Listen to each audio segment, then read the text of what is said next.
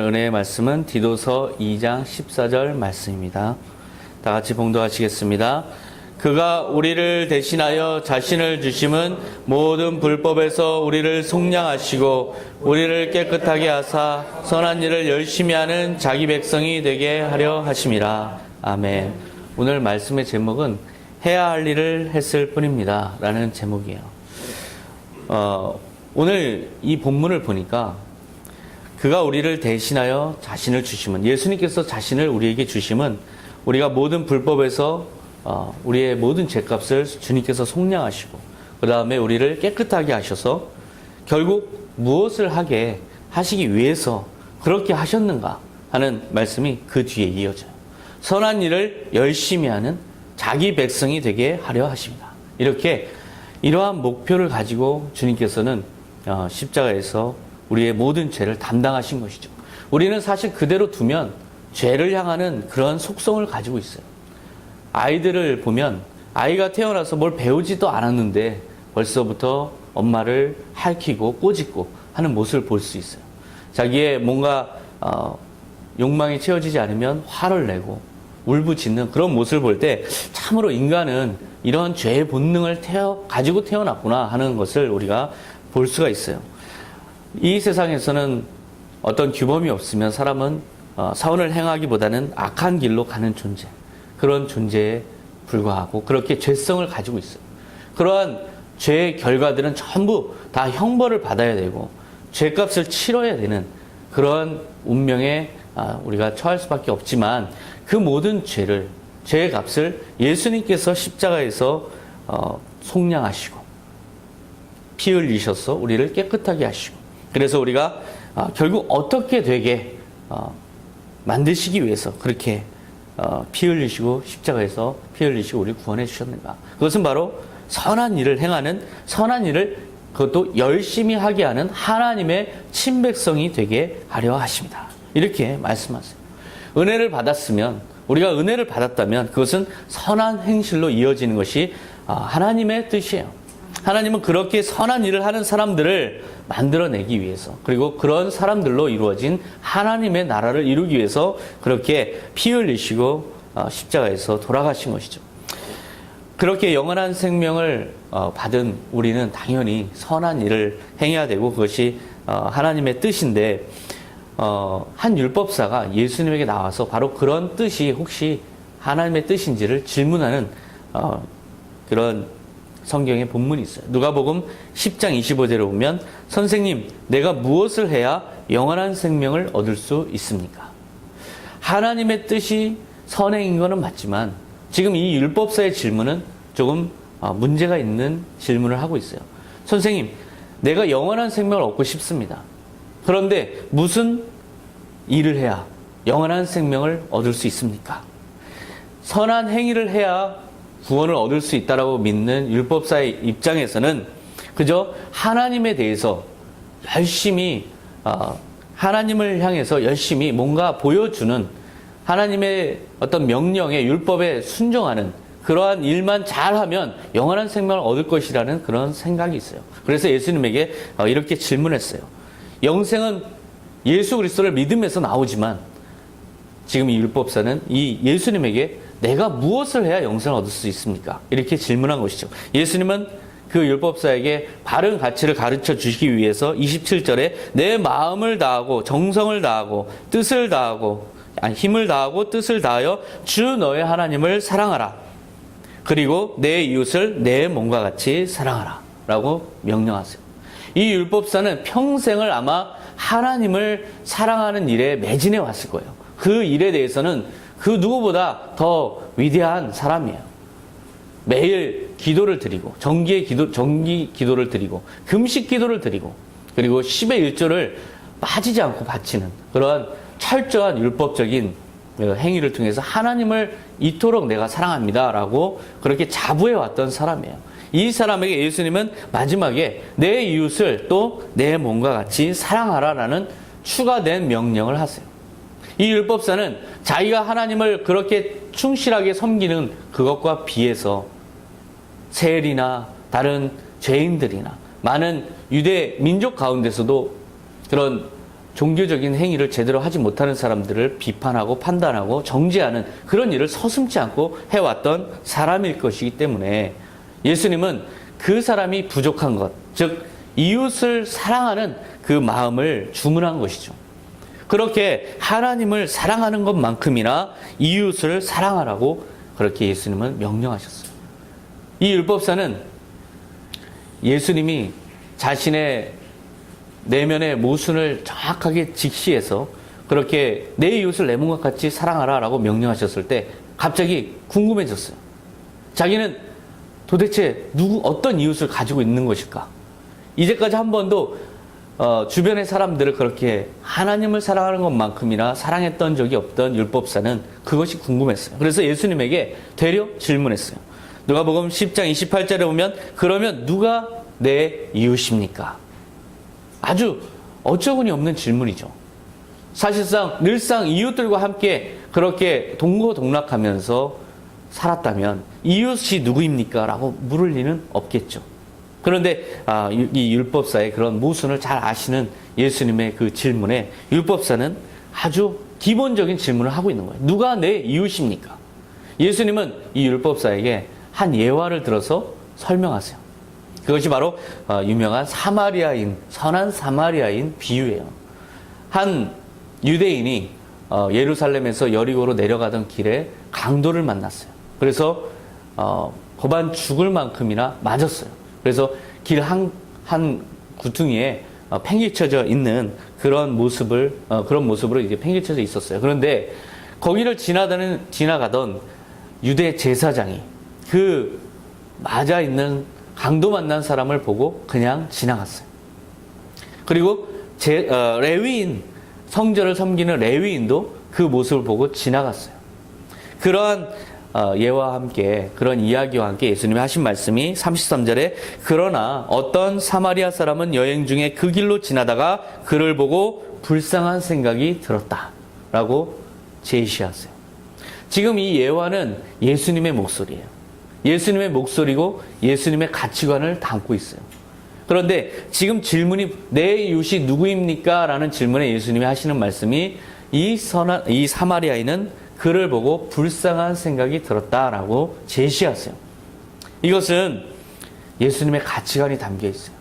과연 내 이웃이 누구입니까? 라는 질문에 대해서 예수님은 불쌍한 마음이 드는 사람이라고 정의를 내려주신 거예요. 우리가 주변을 봤을 때 불쌍한 마음이 드는 사람을 봤을 때 내 손이, 내 발이, 내 마음이 간다면 그 사람이 진정한 너의 이웃이라는 것이죠. 그런데 오늘 그 불쌍한 사람을 도와주는 주인공이 누구냐면 사마리아인이에요. 사마리아인은 이 유대 종교 지도자들의 입장에서는 죄인들이에요. 과거에 인종이 아시리아에 침략된 인종이 아예 그 뒤섞이는 그런 이방 민족과 혼혈이 된 그런 사람들이기 때문에 엄청난 정죄를 받았고 그 사람들은 유대 민족으로 아예 취급을 하지 않았어요. 근데 그렇게 유대인들이 생각할 때는 죄인이라고 생각하는 그 사마리아인이 유대인들은 하나님을 섬긴다 하면서도 그냥 지나쳐버린 그 강도 맞는 사람을 불쌍한 생각이 든다는 이유로 돌보는 그 예화를 예수님이 지금 말씀하시는 거예요. 그렇기 때문에 그 선한 일을 하는 주체는 어떠한 종교적인 어떤 정통성을 가지거나 가지지 못하거나 상관없이 누군가를 마음에 불쌍한 마음의 생각이 들어서 돕는다면 그것이 진정한 이웃이라는 그런 가치관을 예수님이 제시하고 있어요. 그래서 34절에 보면 그래서 그는 다가가서 상처에 기름과 포도주를 붓고 싸맨 후 자기 나귀에 태워 여관까지 데리고 가서 간호해 주었다. 그렇게 자기 몸이 만약에 상처를 입는다면 자기 몸의 상처에 기름을 붓고 포도주를 붓고 싸맨 후에 여관에 가서 쉬지 않겠어요? 그런 것처럼 이 선한 사마리아인은 자기가 아픈 것처럼 이 강도 만난 유대인을 그렇게 돌봐준 사례, 그런 예화를 들면서 이것이 바로 내 이웃을 내 몸과 같이 사랑하라 라는 말씀이다 라는 걸 지금 깨닫게 하시는 그런 예수님의 가르침이에요. 우리가 내 몸과 같이 이웃을 사랑한다는 건 불쌍한 마음이 들어서 내가 그 입장이 돼본 기억을 또 되살려서 그 사람이 얼마나 아플까? 그 사람이 얼마나 고통스러울까? 내가 아픈 것처럼 그 사람에게 손을 내민다면 그것이 바로 진정한 너의 이웃이라고 예수님은 가르치고 계세요. 35절에 이튿날 그는 2데나리온을 여관 주인에게 주면서 이 사람을 잘 보살펴 주시오. 비용이 더 들면 돌아오는 길에 갚아드리겠소 하고 부탁하였다. 예수님은 지금 여기까지 우리에게 내 이웃을 사랑하라 라고 제시하시는 거예요. 그냥 그 사람을 상처 입은 사람을 여관에 갔다가 데려다 주고 나와도 충분히 선한 행위라고 생각하는 우리에게 예수님은 그 이상을 넘어서 비용이 더 들면 돌아오는 길에 갚아드리겠소 하는 그 마음까지 선한 행위를 하기를 우리에게 기대하신다는 것이죠. 그것이 이 말씀 속에 가치관, 예수님의 가치관이 드러나 있어요. 그러면서 율법사에게 질문해요. 36절 그러니 내 생각에는 이 세 사람 중에 누가 강도 만난 사람의 이웃이 되겠느냐.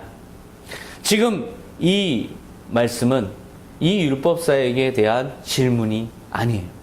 이것은 질문의 형식을 띄었지만 사실상 예수님의 진술이죠. 이것이 바로 진정한 이웃이라는 것이죠. 주변의 사람이 그 어떤 인종이든 그 어떤 종교를 가졌든 그 어떤 상황, 어떤 계급을 가졌든 상관없이 그 사람에게 불쌍한 마음이 드는 것, 불쌍한 마음이 드는 그 사람이 바로 우리의 이웃이라는 점을 우리는 깨달아야 돼요. 그리고 그 사람에게 내 몸이 아픈 것처럼 그때 내가 행동하는 것처럼 그렇게 최선을 다해서 하는 것이 내 몸같이 사랑하라는 예수님의 그 명령을 순종하는 그런 길이라는 걸 우리도 깨달아야 돼요. 그리고 무엇보다 예수님은 그렇게 행하는 사람이 진정한 너희의 이웃이라고 말씀하신다는 사실을 우리는 이 예화를 통해서 깨달을 수가 있어요. 불쌍해서 도와주고 싶은 모든 사람이 우리의 이웃인 것이에요. 그래서 그 사람에게 내가 힘든 것처럼, 힘들었을 때 내가 행하는 것처럼 그 사람에게 그렇게 행해주는 것, 그것이 바로 내 이웃을 내 몸과 같이 사랑하라 라는 그 말씀의 의미라는 것을 우리가 깨달을 수 있어요. 우리는 올 한 해 우리 선한청주교의 모든 성도님들은 서로가 서로를 불쌍히 여겼는가? 이 시간에 마음속에 자문해보는 시간을 가졌으면 좋겠어요. 그래서 내 몸을 위하듯이 서로를 도와서 수고했는가? 라고 자문해봤으면 좋겠어요.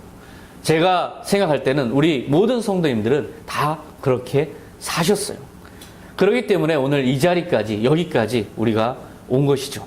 이렇게 아름다운 성전을 이루고 이렇게 좋은 시스템을 갖추고 그리고 우리가 모든 것을 부족함 없이 해나가고 있는 이 모든 것이 각자 서로가 서로를 불쌍히 여기고 또한 자기 몸같이 교회를 사랑하고 교회 성도들을 사랑하고 그래서 수고하고 헌신했기 때문에 여기까지 온 것이죠. 저는 우리 모두가 다 그런 선한 사마리아인의 모습이라고 확신해요. 그런 우리의 행동을 볼 때 많은 세상 사람들과 비교를 해보면 사람들은 그런 선한 일을 하면 생색내기를 좋아해요. 내가 했네, 내가 했다라는 걸 드러내고 뭔가 남이 알아주기를 바라죠. 그러나 우리 성도님들은 그렇게 생색내기보다는 내가 한 것이 그저 이것이 도움이라도 됐으면 정말 감사하다 이런 마음으로 하시는 모습을 볼 때 참 많은 은혜를 제가 한 해 동안 받았어요. 그런 우리의 모습처럼 얼마 전에 기사가 하나 올라왔는데 그 기사를 보니 참 그런 훈훈한 모습을 볼 수 있는 아주 좋은 예였어요.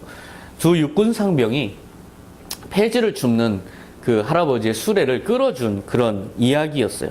육군 35사단 정비근무대 소속인 김종은 상병, 손채민 상병이 할아버지를 도와서 수레를 끌어준 일이에요. 어찌 보면 일상에서 우리가 흔히 겪을 수 있는 일이지만 이것이 기사가 된 데는 그만한 이유가 있어요.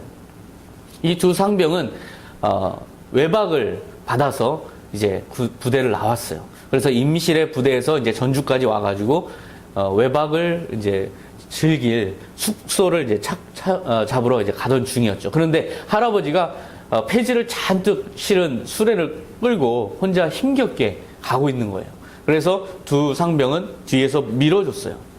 그런데 한참 미뤄도 할아버지가 계속 가기만 하기 때문에 이 두 상병은 물어봤어요. 할아버지에게. 할아버지 도대체 얼마나 더 갑니까? 했더니 할아버지가 한 20분을 더 가야 되는데 라고 얘기하시는 거예요. 두 상병은 그러면 할아버지 저희가 하겠습니다 하고선 이제 팔을 걷어붙이고, 한 상병은 앞에서 수레를 끌고 한 상병은 뒤에서 밀고 해서 그 20분이나 걸리는 그 거리를 가서 그 할아버지를 안전하게 거기까지 이제 모시고 갔다는 그런 예화예요. 자, 이 일이 있고 나서, 흔히 있을 법한 일이지만 이 일이 있고 나서 사실은 묻힐 수 있는 일이었지만 한 행인이 이 모습을 보면서 너무 감동한 거예요.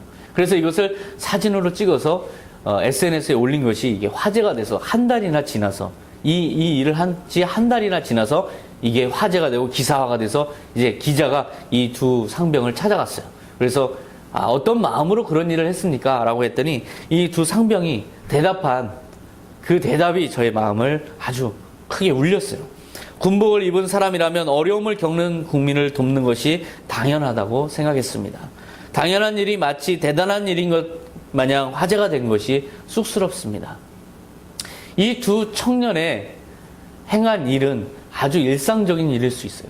하지만 무엇보다 이 두 젊은이가 가진 그 마음 속에 자기가 국민으로서 또한 당연한 일을 했을 뿐인데 라는 그 생각을, 겸허한 생각, 그렇게 선한 생각을 가지고 있는 것이 제 마음에 아주 감동으로 다가왔어요.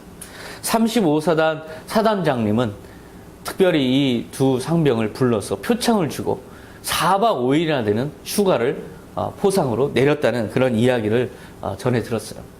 자, 우리의 모습도 바로 이런 모습이어야 된다고 생각해요. 우리가 행할 일, 예수님께서 우리에게 명령하신 일, 그것을 묵묵히 행한 후에 제가 주님의 은혜 받은 자로서 당연히 해야 될 일을 했을 뿐입니다 라는 그 태도를 우리가 갖는 것이 필요하다는 것이죠.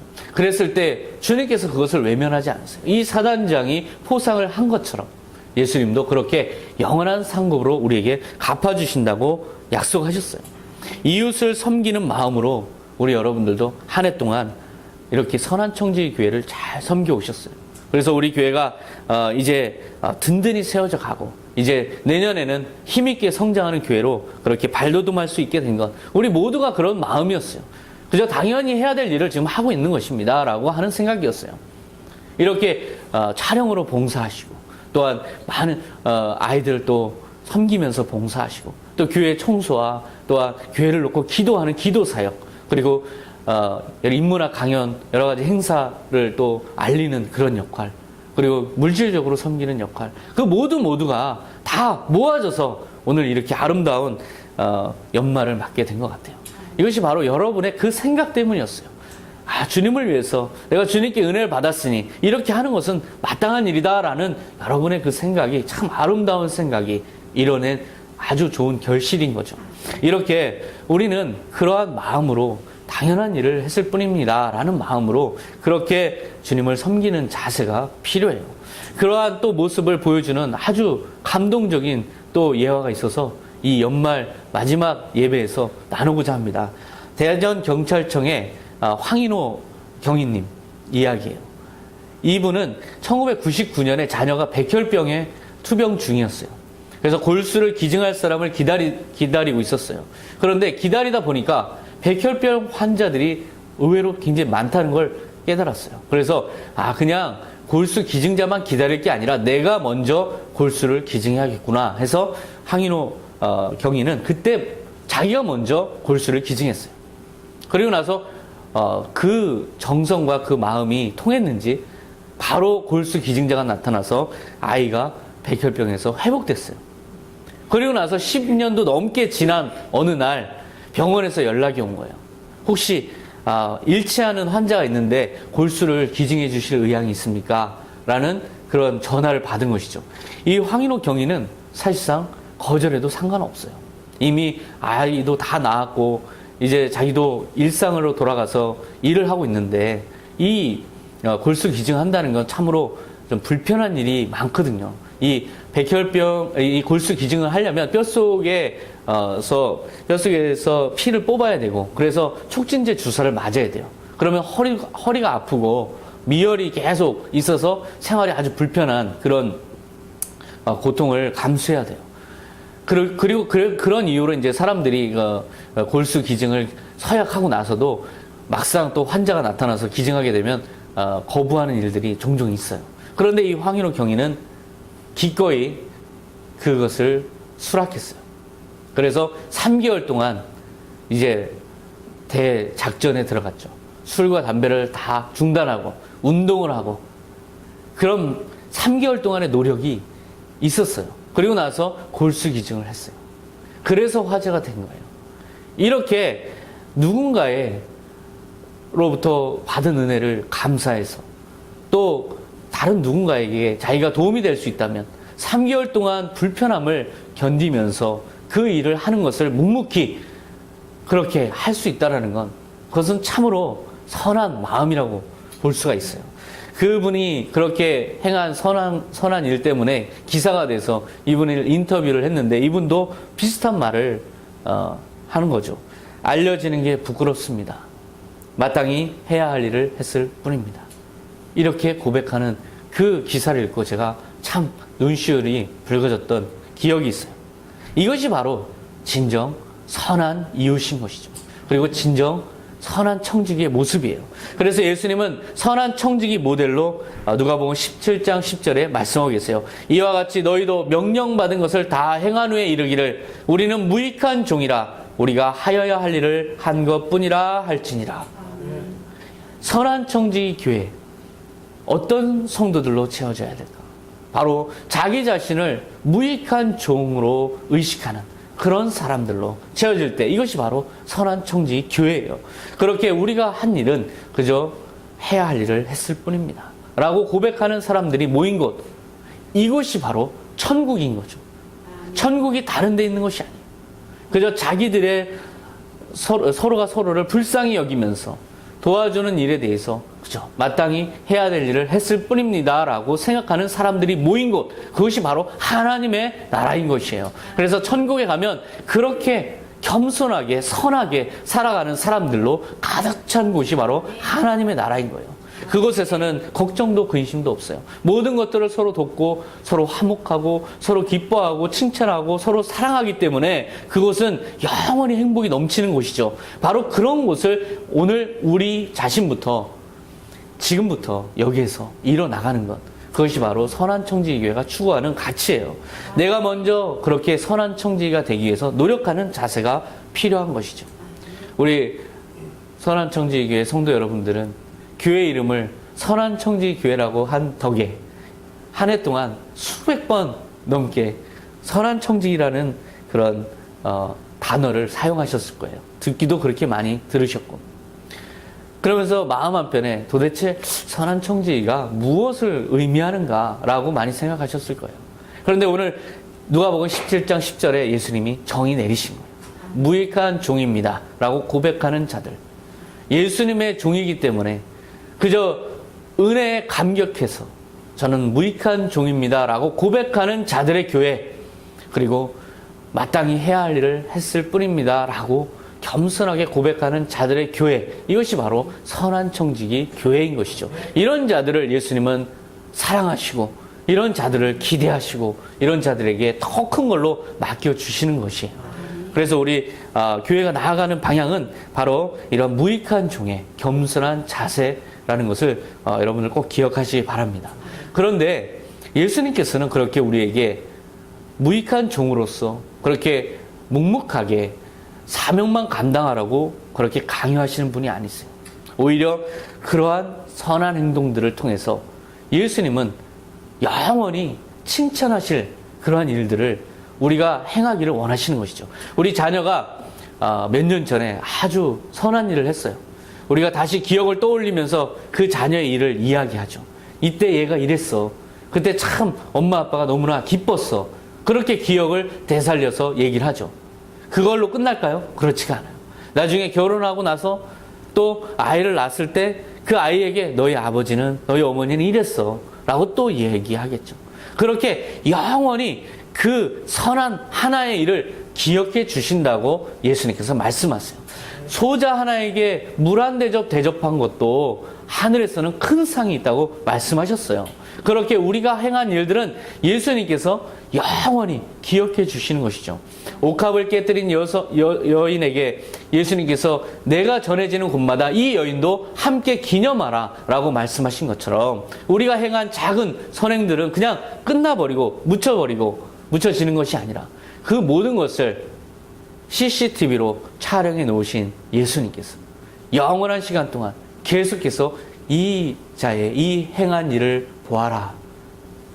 우리에게 다시 또 그런 칭찬을 받게 하시고 또한 모두가 다 그 칭송하게 하는 그런 상급을 영원히 기억해 주시는 상급을 그렇게 약속하셨어요. 요한계시록 2장 10절 내가 죽도록 충성하라. 그리하면 내가 생명의 면류관을 내게 주리라. 우리가 영원한 하나님의 나라에서 이렇게 선한 이웃들과 영원히 함께 살 뿐만 아니라 우리가 이 땅에서 행한 선한 청지로서의 작은 행동들 하나하나마다 그 선한 일들마다 영원히 기억하시고 그거에 대한 영원한 상급을 약속하신 예수님을 믿고 우리가 지금 나아가고 있는 것이죠. 올 한 해 우리는 그렇게 살아왔어요. 또한 내년도 우리는 그러한 자세로 그러한 사람들을 함께 신앙생활할 수 있도록 전도하면서 우리 교회는 힘있게 성장해 나가기를 저는 기대하고 있어요. 우리 교회가 정말 바른 신앙인들, 즉 선한 청지기 같은 신앙인들로 가득 차는 그러한 힘있는 성장하는 교회가 되는 것을 꿈꾸고 있어요. 우리 모두가 다 그렇게 꿈꾸면서 새해를 맞이했으면 좋겠어요. 다 같이 기도하시겠습니다. 하나님 아버지 감사합니다. 주님 여기까지 온 것 모든 것 주님의 은혜입니다. 그러나 그 뒤에는 또한 우리 성도님들의 작은 노력들, 작은 수고들이 또한 모여져서 그 손으로 여기까지 이 모양으로 왔습니다. 주님, 그 묵묵히 행한 작은 수고의 손길들을 축복하여 주시옵소서. 100배로 축복하여 주시옵소서. 그 모든 행할 일들을 또한 하나님의 나라에서 영원히 기억하여 주시옵소서. 주님, 우리는 무익한 종입니다. 그저 해야 할 일을 할 뿐입니다. 그러나 이 모든 것들은 다 주님께 받은 은혜 때문입니다. 주님 감사하고 사랑합니다. 또한 이 일을 행할 힘을 주시옵소서. 2016년도에는 힘있게 성장하는 교회가 되어야 하겠습니다. 주님 우리에게 더욱더 능력을 더하시고 더욱더 겸손하게 이 수고를 감당할 수 있는 믿음과 용기도 더하여 주시고 재물의 축복도 허락하여 주시옵소서. 손대는 일들마다 모두 주님 축복하여 주셔서 선한 정직이들이 축복을 받는구나 하는 그 깨달음을 모든 한국교회와 성도들에게 보여줄 수 있도록 우리가 먼저 은혜받게 하여 주시옵소서. 모든 것 감사드리며 예수님의 이름으로 기도하옵나이다. 아멘.